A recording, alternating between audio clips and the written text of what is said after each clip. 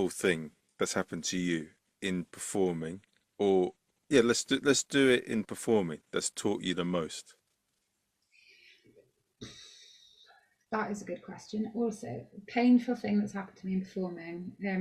I think maybe just how I think when I started, you have all these ambitions about where you want to get to, and how and what you want to what you want to actually do, but you have to go through the pain point of being shit at something.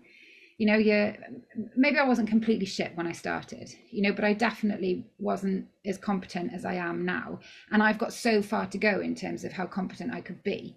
The and I remember acutely some performances where wasn't I wasn't singing the way that I wanted to sing.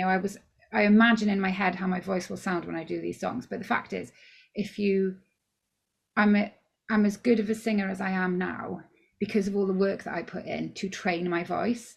It's like I knew that it would be able to do these things, that but until I trained it properly, I can't rely on it. Like you might have long legs and be suited to long jumping, but you've got to learn how to do a long jump. And I have an instrument that will do the things that I want it to do, but it's a muscle at the end of the day. So I did.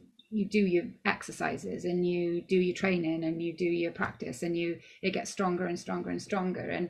And I remember going to sing in a concert, and I picked this song to sing that I could sing in practice. I could sing it in a singing lesson, and it was my favorite song at the time, and I really wanted to sing it. And in performance, I was, quite inexperienced. The nerves got to me, and I couldn't get the notes out in the way that I wanted to. My voice was really shaky, and it was so upsetting because I knew that I could do it. That's what I thought. I know I can do this, so I should be able to do it, and I couldn't do it.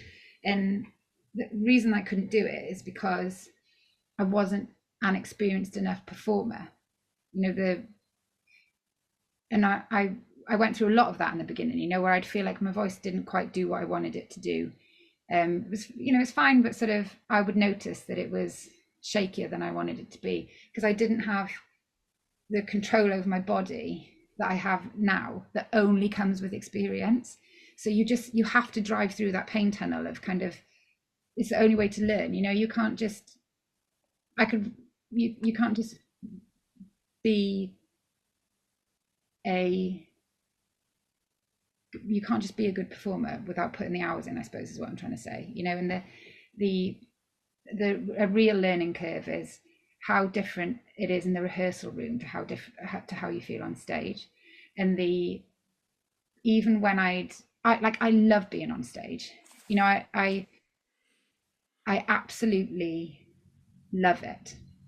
But there are times when I don't enjoy it. They're few and far between, but it does happen. On good form, when I feel confident and I know what I'm doing, it's my favorite place to be. But the early on performances that didn't feel good, or when something went wrong, I'd beat myself up so badly about them.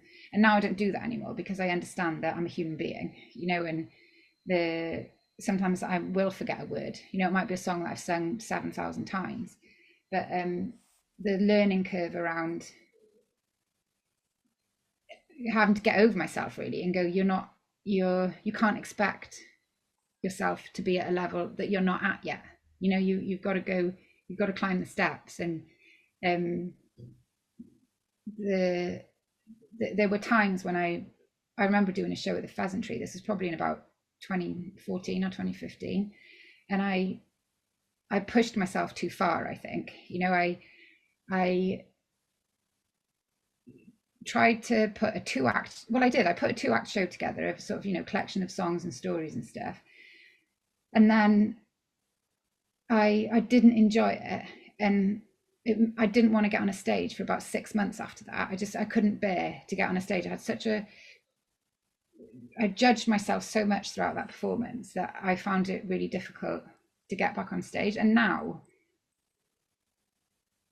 that I don't do that to myself. I do I'll record myself and I'll watch myself, and I will um, try and take what's good out of a performance and notice things that I do that maybe I don't want to do, but I'll get over it so much faster.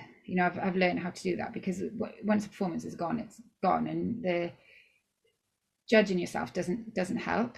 But it's very hard to learn not to judge yourself. Hmm.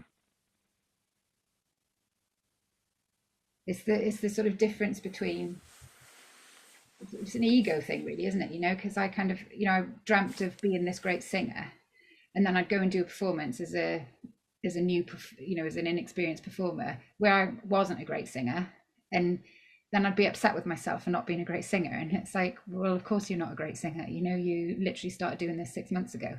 But those are the kinds of things that I'd get upset about, and only by doing it, really, and getting to the point where I feel like I'm pleased with that, I'm confident about my abilities. Do I understand that was a necessary evil of the sort of learning process? Yeah, definitely. And for anyone